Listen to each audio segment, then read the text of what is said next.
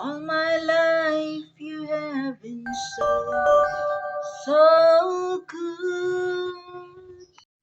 Okay guys, watch this how to make a food for the fish so that we can feed them while we are make fishing there in the lake or wherever. Okay, like that. That is made of flour, harina in Tagalog. And like that, watch the video.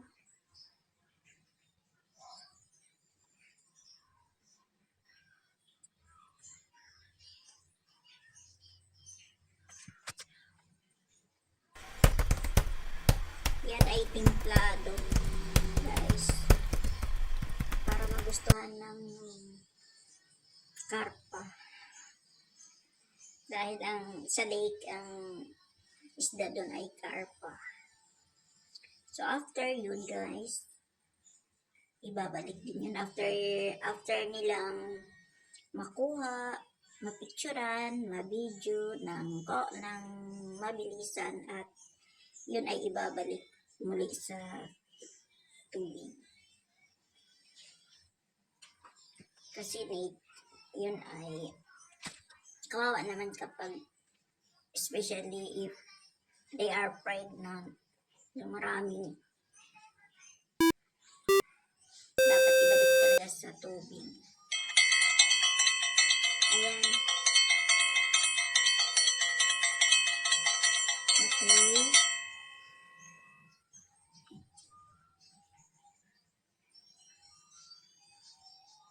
He's waiting. Ayan guys. Ayan guys. Tingnan ninyo. Okay, yan ang machine. Okay. So, ginawang round, ginawang parang holland. So, yan ang ipapakain sa isda. Yan ang makina. Then, yan na ang pagkain ng fish. Then, tinatawag nilang goodies. Ayan. Okay. O, diba guys, maganda. So, yan ang isang protection sa mga isda.